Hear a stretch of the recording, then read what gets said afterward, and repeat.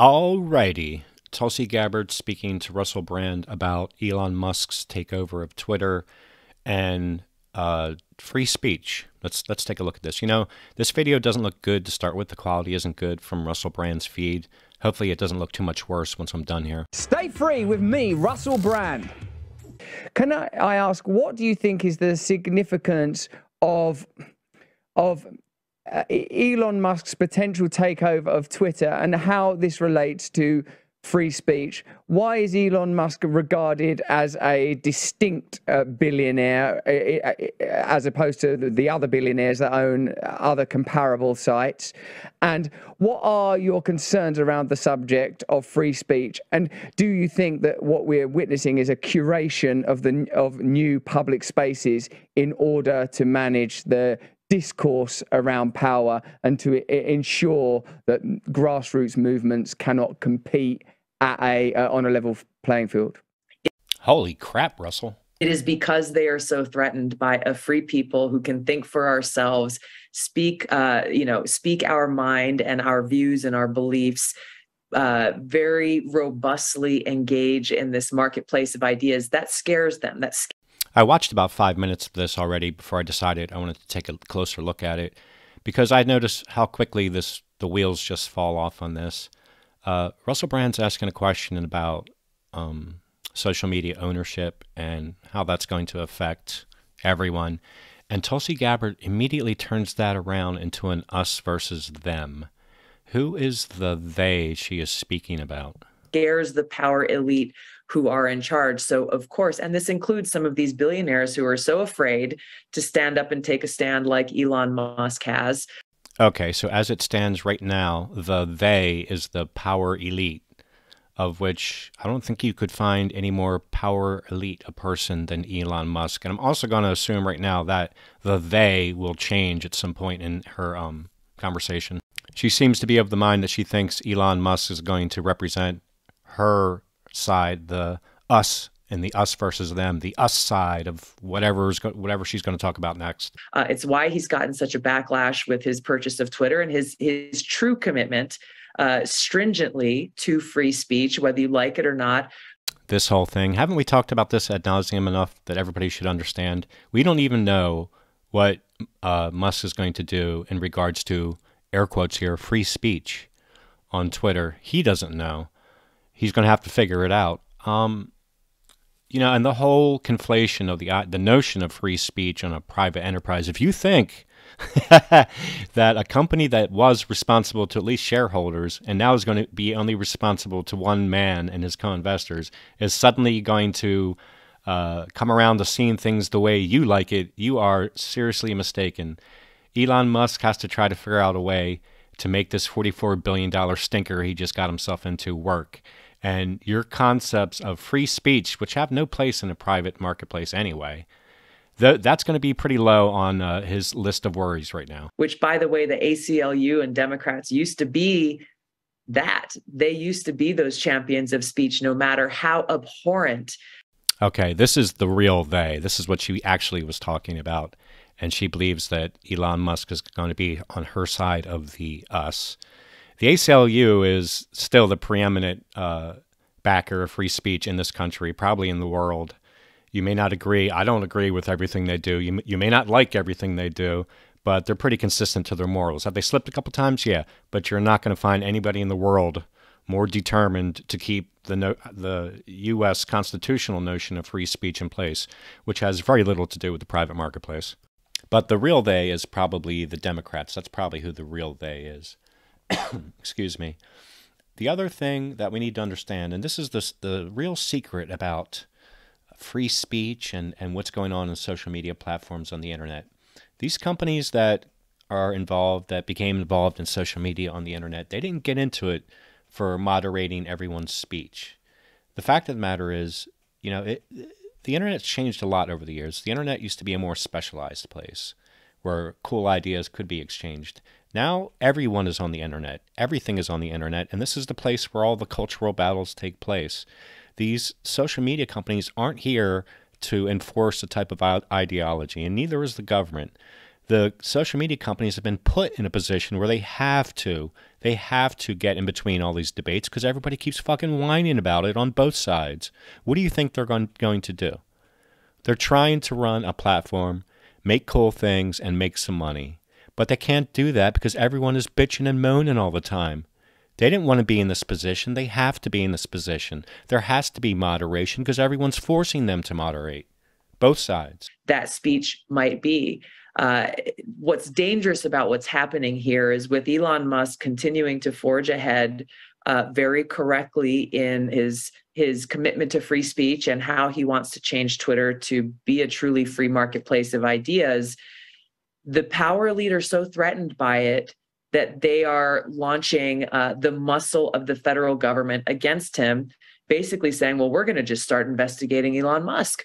Gabbard definitely has the free speech ability to say these things now. This is totally incorrect. The issues with Tesla and self-driving have been going on since 2016. This did not, the concern over Tesla didn't just start because of Twitter. This has been going on a while. We need to start looking at what rules he may have broken or what regulations he may not be following, not because they've got evidence of any wrongdoing, but here's a guy who poses a threat to them because they want to be the ones to say, well, these are the only voices we want heard.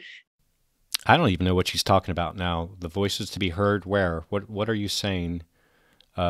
Musk will always have his ability to speak, and he has a lot of money to make sure that happens.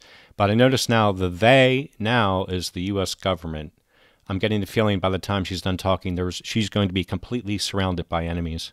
This is what we deem to be information versus disinformation. Nobody else gets to do that but us. They're afraid of a free people with free voices and a free society, and that's why it's dangerous as we are seeing how they're trying to take down people like Elon Musk, who has the means and resources to actually join the people in standing up and fighting to uphold those freedoms. Obviously, here in the United States, but with Twitter, it affects people around the world. I'm not even sure what she's talking about anymore.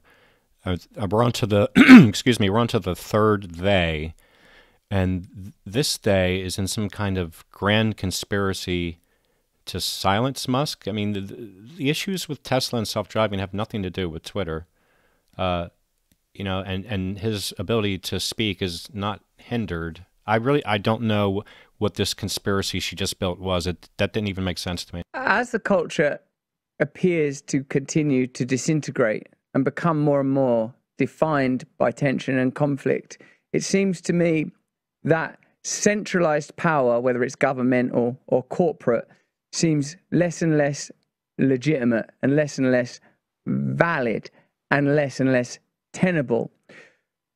For there to be real change, is it not clear that what we need is a type of new confederacy, a new dissolution of power, more ability for people to organize their own communities along the lines of their own values? And doesn't this principle negate the necessity for this ongoing cultural conflict?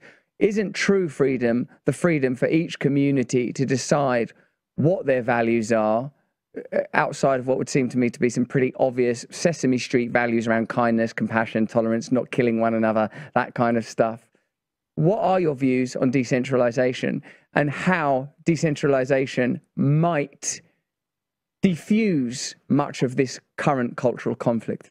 God, that was such a hot mess. I'm trying to figure out what he's saying here. Basically, is that it may be necessary for the dissolution of government and corporate entities in order for us to enjoy more freedoms, and follows that with a presumption that the shared mutual fabric of the nation that holds us together, ridding ourselves of that would somehow make it easier. It doesn't make sense. Yeah, I think that with many of the things here that we've seen play out over the last few years, especially, but really over a longer period of time, more and more people are opening their eyes to, big brother, big government intruding into just about every parts of our lives and dictating to us what we can and can't do, what we can and can't read or see or hear or believe, with the force of law and really serious consequences coming behind it.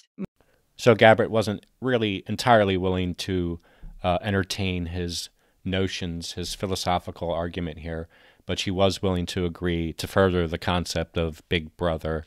I would add that there is no law that shall be made that will hinder you from believing the things you want to believe. That is incorrect and a strange thing to say. My assumption is that what the emergent political force or energy appears to be internationally is a kind of anti-elitist, pro-populist sensibility that currently need not be necessarily conventionally right-wing or conventionally left-wing.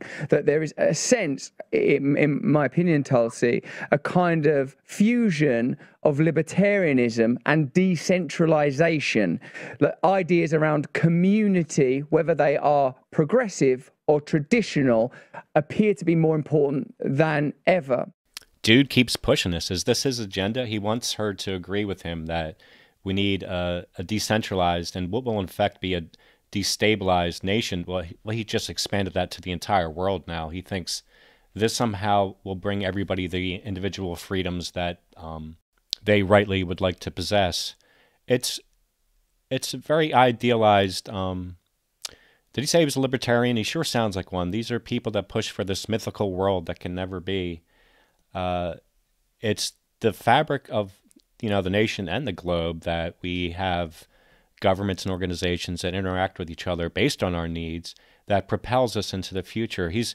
There is no future in which the productivity and excellence of humanity is going to stop pushing the envelope that will either bring us all closer together or will destroy us. There is no individualized, personalized and little forms of governments that are going to make that okay. Our future is pretty much set. We've created this. It's an unavoidable reckoning that we're going to have to figure out as a nation and as a world how to continue as a species. There is this growing anti-elite sentiment by people, both here in the United States, people who are from across the political spectrum, who are just sick and tired of being seen as the subjects of our rulers, the elite, the permanent Washington here in our case.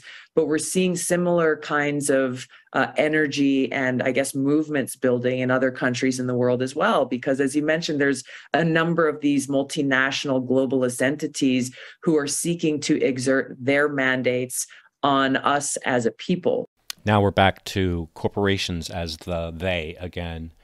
There is no other entity in the world outside of governments that keep corporations in check. That's a reality, and that things that happen between governments and rules and regulations and companies is based on the needs of the people. It is the power of the people that creates that environment, and that will never change. It's the same nationally as it is internationally. International laws and the agreements that we make between countries for the consideration, hopefully, of all of mankind. This is unavoidable. But the part that she did not explicitly state and did dance around, yes, corporations do have an influence on us, an unnecessary influence that could easily be solved by removing money from politics. And this is one thing no politician will ever agree to, because that's their gravy train, is keeping corporations able to induce certain actions in the government via money. This is the simplest solution. No, instead, the answer is to decentralize and destabilize the one institution in this country and in any country in the world that can keep corporations in check, the government. And that's what the kind of stuff that Russell Brand is pushing right here is, as long as I have my backwater fiefdom where my feelsies will keep me warm, I don't care about the future of mankind. On the contrary, I'd like to utilize tribalism to propel us more quickly into uncertain and most likely devastating consequences. Instead of dealing with the obvious reality, it's the industrious of mankind that brought us to this very point, and it's our job to continue to make it better. It's our job to be civil and reasonable, both in real-world situations and online. But instead, we forced governments and we forced social media platforms to be the arbiters.